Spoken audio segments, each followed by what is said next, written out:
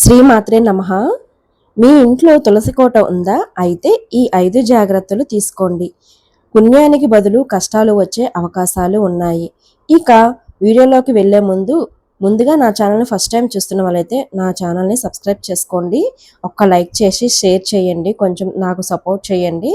ఇంకా వీడియోలోకి వెళ్ళిపోదామా? మన హిందూ సాంప్రదాయంలో తులసి మొక్కకు ఉన్న ప్రాముఖ్యత అంతా ఇంతా కాదు. సాక్షాత్తు మహాలక్ష్మి స్వరూపంగా తులసి కోటను ఆరాధిస్తాము. అయితే చాలామంది ఇళ్లల్లో తులసి కోట ఉంటుంది. కానీ తులసి కోటకు సంబంధించిన సరైన నియమాలు తెలియక కొన్ని పొరపాట్లు చేస్తుంటారు. దీనివల్ల పుణ్యం రాకపోగా తెలియని దోషాలు చుట్టుముట్టే అవకాశం ఉంది.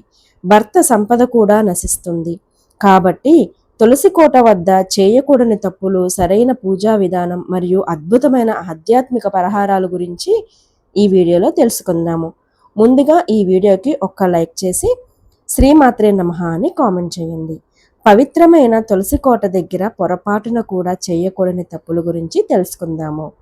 తులసి కోట సమీపంలో చెప్పులు ఉండకూడదు. తులసి మొక్క దగ్గర చెప్పులు ఉంటే మీరు ఎన్ని పూజలు చేసినా ఫలితం లభించదు. అలాగే తులసి కోట చుట్టూ చెత్తా చెదారం లేకుండా చూసుకోండి. ఎండిపోయిన తులసి ఆకులను ఎప్పటికప్పుడు తీసేస్తూ ఉండాలి. అయితే ఎండిపోయిన తులసి ఆకులను పొరపాటున కూడా చెత్త కుండీలో వేయకండి. ఇది చాలా పెద్ద తప్పు. ఇక ఆడవారికి నెలసరి వచ్చిన సమయంలో తులసి మొక్క వైపు రాకూడదు. మొదటి 4 రోజులు తులసి మొక్కను ముట్టుకోకూడదు. తులసి మొక్కకు నీళ్లు పొయ్యకూడదు, లేదంటే తులసమ్మ నిద్రపోతుంది. ఇక చాలా మంది ఆడవారు తులసి చెట్టుకి ప్రదక్షిణాలు చేస్తారు. తులసికి ప్రదక్షిణాలు చేసేటప్పుడు నెమ్మదిగా మీ మనసులో లక్ష్మీదేవిని స్మరిస్తూ ప్రదక్షిణాలు చేయాలి. ఇక ఆడవారు జుట్టు విరబోసుకొని తులసి కోటలో దీపారాధన చేయకూడదు. చక్కగా జడ వేసుకొని తలలో పుష్పాలు పెట్టుకొని తులసిని పూజించాలి. అప్పుడే మీకు మీ కుటుంబానికి మంచి జరుగుతుంది. ఇంట్లో తులసి కోట ఉన్నవారు తులసి కోట ముందు ప్రతిరోజు బియ్యం పిండితో ముగ్గు వేయాలి. తులసి కోట ముందు అష్టదళ పద్మం ముగ్గు వేస్తే ఆ ఇంట్లోకి లక్ష్మీదేవి నడిచి వస్తుందని నమ్మకం. లక్ష్మీదేవిని సులభంగా ప్రసన్నం చేసుకోవాలంటే తులసికి ముందు దీపం వెలిగించేటప్పుడు ఆ దీపం కింద కొన్ని బియ్యం పోసి ఆ బియ్యం పైన దీపం వెలిగిస్తే లక్ష్మీదేవి త్వరగా ప్రసన్నం అవుతుందని, కోరిన కోరికలు వెంటనే నెరవేరుతాయని పండితులు సూచిస్తున్నారు. పూజించే తులసి కోటలో ఒక చిన్న నల్లటి రాయి ఉండాలి. శ్రీకృష్ణుని రూపంగా ఆ రాయిని పూజించాలి. ఒక తులసి మొక్కకు ఉండే విత్తనాలను ఎప్పటికప్పుడు తీసేస్తూ ఉండాలి. తులసి మొక్కలో ఎక్కువ విత్తనాలు ఉంటే ఆ ఇంట్లో ఉండే ఆడవారికి తలనొప్పి సమస్య ఏర్పడుతుంది. ఏకాదశి రోజున విష్ణుమూర్తి కోసం తులసీమాత ఉపవాసం ఉంటుంది.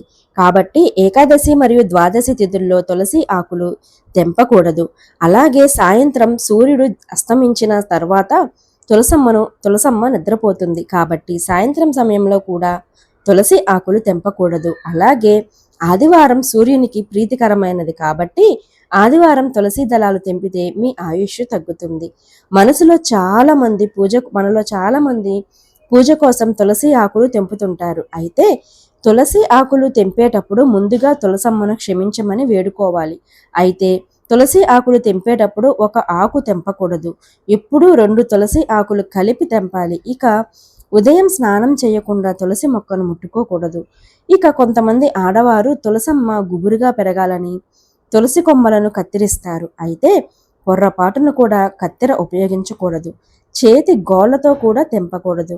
మీ చేతి గోళ్లు తగలకుండా కేవలం వేళ్లతో తులసి కొమ్మలను తుంచాలి. ఇక ఎండిపోయిన తులసి కొమ్మలను పారేయకూడదు. ఎక్కడైనా హోమం జరిగేటప్పుడు ఆ హోమంలో ఎండిపోయిన తులసి కొమ్మలు వేస్తే యజ్ఞం చేసినంత పుణ్య ఫలితం లభిస్తుంది. హిందువులు ప్రతి ఇంటి ముందు ఖచ్చితంగా తులసి కోట ఉండాలి. అప్పుడే మీ ఇంట్లో లక్ష్మీదేవి స్థిర నివాసం ఉంటుంది. ప్రతిరోజు తులసి కోటలో దీపం వెలిగిస్తే ఆర్థికంగా బాగా అభివృద్ధి చెందుతారు. ప్రతిరోజు తులసి కోటలో దీపం పెట్టలేని వారు కనీసం ప్రతి శుక్రవారం నాడు తులసి కోటను పసుపు కుంకుమలతో అలంకరించి దీపారాధన చెయ్యండి. అలాగే ప్రతిరోజు తులసి కోటను నీళ్లు పోయాలి. రాగి చెంబుతోని తులసికి నీళ్లు పోయాలి. ప్రతిరోజు ఉదయాన్నే స్నానం చేసి తులసికి నీరు పోస్తే తులసి శ్రీ మహాలక్ష్మియే నమః అని మనసులో సమర్పించుకొని తులసిని పూజించేవారు తులసి కోటలో దీపం పెట్టగానే సరిపోదు. దీపంతో పాటు తులసమ్మకు నైవేద్యం పెట్టాలి. ఒక చిన్న బెల్లం ముక్క లేదా ఏదైనా పండును నైవేద్యంగా పెట్టవచ్చు. అలాగే తులసి ప్రదక్షిణాలు చేసేటప్పుడు 3 లేదా 5 ప్రదక్షిణాలు చేయాలి. అంతేకాని ఒక ప్రదక్షిణం లేదా 2 ప్రదక్షిణాలు చేయకూడదు. ఇక డబ్బు సమస్యలతో ఇబ్బంది పడేవారు ప్రతి గురువారం ఉదయాన్నే తులసి కోటలో కొన్ని పచ్చిపాలు పోసి నమస్కారం చేసుకోండి. లక్ష్మీనారాయణుల అనుగ్రహం లభించి విపరీతమైన ధనాభివృద్ధి కలుగుతుంది. ఇక వాస్తు ప్రకారం తులసి కోట ఎల్లప్పుడూ ఈశాన్యంలోనే ఉండాలి లేదా ఉత్తరం మరియు తూర్పు దిశలో కూడా ఉండవచ్చు. కానీ పొరపాటును కూడా దక్షిణ దిశలో తులసి కోట ఉండకూడదు. ఇక పూజించే తులసి కోట ఎల్లప్పుడూ కుండీలోనే ఉండాలి. మట్టి కుండీలో ఉపయోగిస్తే ఇంకా మంచిది. కానీ ప్లాస్టిక్ కుండీలో మాత్రం తులసిని నాటకండి. తులసి కోటలో ఉండే మట్టికి చాలా శక్తి ఉంటుంది. కాబట్టి ప్రతిరోజు స్నానం చేసి తులసి కోటలో ఉన్న మట్టిని బొట్టులాగా ధరిస్తే లక్ష్మీ కటాక్షం సంపూర్ణంగా కలుగుతుంది. అలాగే జ్ఞాపక శక్తి కూడా పెరుగుతుంది. అలాగే ఇంట్లో దీపారాధన చేసేటప్పుడు మీ పూజా గదిలో తప్పనిసరిగా తులసి నీళ్లు పెట్టుకోవాలి.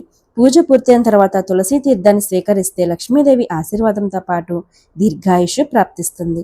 విష్ణుమూర్తికి ఎన్ని రకాల ఆభరణాలు పిండి వంటలు సమర్పించినా ఒక్క తులసి దళం సమర్పిస్తే చాలు, ఆయన వెంటనే తృప్తి చెందుతాడట.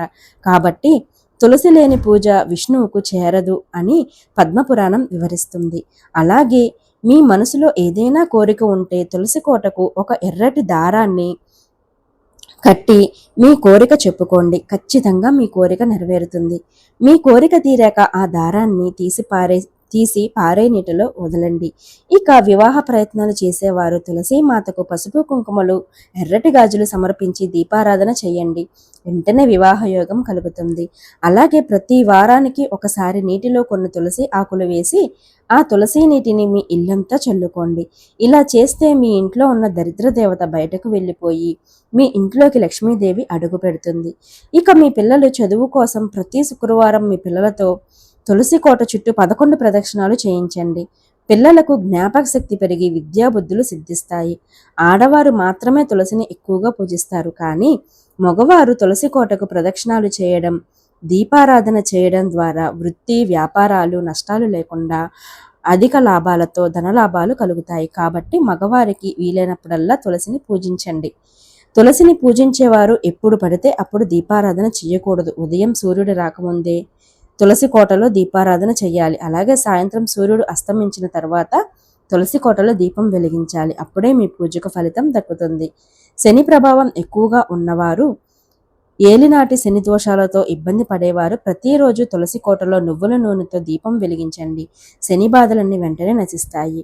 ఇక తులసి కోట పైన బట్టలు ఆరేయకూడదు. అలాగే పవిత్రమైన తులసి కోట పక్కన ఎలాంటి మొక్కలు ఉండకూడదు. ముఖ్యంగా ముళ్ళ మొక్కలు అసలే ఉండకూడదు. ఇక మనకి చాలా మంది పూజల్లో తులసి దళాలు ఉపయోగిస్తారు. కానీ శివ పూజలో మాత్రం ఎట్టి పరిస్థితుల్లోనూ తులసి ఆకులను ఉపయోగించకూడదు. అలాగే వినాయకుడి పూజలో కూడా తులసి దళాలు ఉపయోగించకూడదు. ఇతర పూల మాదిరిగా తులసి ఆకులు త్వరగా ఎండిపోవు. కాబట్టి పూజలో ఉపయోగించిన తులసి ఆకులను నీటిలో శుభ్రం చేసుకొని 3 రోజుల వరకు ఉపయోగించుకోవచ్చు. ఇక చాలా మంది మెడలో తులసిమాల వేసుకుంటారు. మెడలో తులసిమాల వేసుకుంటే ఆరోగ్యానికి చాలా మంచిది. కానీ తులసిమాల ధరించిన వారు మాంసాహారానికి దూరంగా ఉండాలి. పూజించే తులసి కోట దగ్గర గడ్డి పెరగకుండా చూసుకోండి. అలాగే తులసి కోటలో పెరిగే దీపం గాలికి కొండెక్కకుండా జాగ్రత్త పడండి. అలాగే పూజించి తెలుసుకోవడం దగ్గరలో చీపుర్లు డస్ట్బిన్లు ఉండకూడదు. ఇక గరుడ పురాణం ప్రకారం ఒక వ్యక్తి ప్రాణం పోయే సమయంలో అంటే చివరి క్షణాల్లో నోట్లో తులసీ తీర్థం పోస్తే యమబాధలు లేకుండా విష్ణులోకాలకు చేరుతారని నమ్మకం. ఈ విధంగా తులసిని పూజించి లక్ష్మీదేవి ఆశీర్వాదాన్ని సులభంగా పొందండి. శ్రీమాత్రే నమః. ఈ వీడియోలో చెప్పినవన్నీ కూడా నిత్యం మన ఇంట్లో తులసమ్మకి పూజ చేసే విధానం అండి. అందరూ చక్కగా ఇవన్నీ పాటించి తులసమ్మ కృపా కటాక్షాలు పొందండి. అలాగే నిత్య సౌభాగ్యవతులుగా అందరూ ఉండాలని మనస్ఫూర్తిగా కోరుకుంటున్నాను. వీడియో నచ్చితే లైక్ చేసి షేర్ చేసి సబ్స్క్రైబ్ చేసుకోండి.